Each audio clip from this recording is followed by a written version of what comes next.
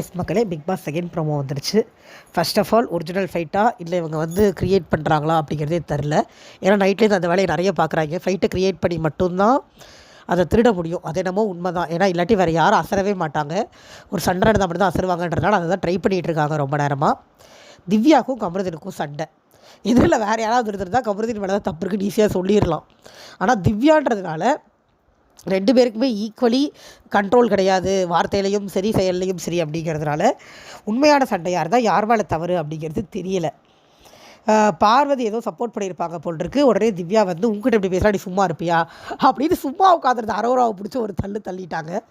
எங்கள் திவ்யாவுக்குலாம் சுத்தமாக கண்ட்ரோலே கிடையாதுங்க. அதுக்கு மேலே கமருதீன் ஏதோ வார்த்தையை விட்டார் போல் இருக்கு. அதையும் கத்திகிட்டு இருந்தாங்க. கடைசியில் வந்து ஆமாம் போய் 2 பேரும் அப்படிங்கிறதோடு நிறுத்திட்டு கையை ஒரு மாதிரி பிசைஞ்சு திவ்யா காமிச்சாங்க. அதாவது போய் கொஞ்சம் கொலாவிட்டு உருண்டுக்கிட்டு இருக்கடா மேலே விழுது அப்படிங்கிறத தான் திவ்யா சொல்ல வர்றது. அது என்னமோ உண்மை தான். அவங்க 2 பேரும் ஒரு ஓரமாக போய் அதை தானே பண்ண போகிறாங்க. அதனால் அதில் ஒன்றும் மாற்றுக்கிறது இல்லை. மற்றபடி சண்டை உண்மையாக பொய்யா அப்படிங்கிறது நகை திருடு போகுதா இல்லையா அப்படிங்கிறத பார்த்தா நம்ம கண்டுபிடிக்கிறோம். சாண்ட்ரா வந்து திவ்யாவை பிடிக்கிறாங்க. அதோடு அந்த ப்ரோமோ முடியுது. இந்த சண்டை என்ன இதில் போகுது, எதனால் வந்தது எதுவுமே நம்மளுக்கு தெரியல. அதே மாதிரி காலையில் சுபிக்ஷாக்கும் சாண்ட்ராக்கும் ஏதோ பிரச்சனை போல் இருக்குது. சுபிக்ஷா போய் சாண்ட்ராவோட சேரில் உட்காந்துருக்காங்க. எனக்கு ஒரே ஒரு கேள்வி தான் வருது. அவங்க வந்து உங்கள் சேரில் உட்காடுறாங்கன்னா அதுக்காக மேலே ஏறி உட்காந்தே ஆகணுமா? என்ன மாதிரியான ஒரு ஆட்டிடியூட் அது?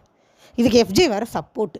எஃப்ஜே வேலை இந்த வாரம் எலிமினேட் ஆகி போயிடணும். சரியான லூஸாக இருக்கும். ஒரு சேரில் உட்காண்டாங்க. நீங்கள் ஒன்று நின்று சத்தம் போட்டு சண்டை போடுங்க, இல்லைனா வேறு ஒரு சேர் எடுத்து போட்டு வந்து உட்காருங்க.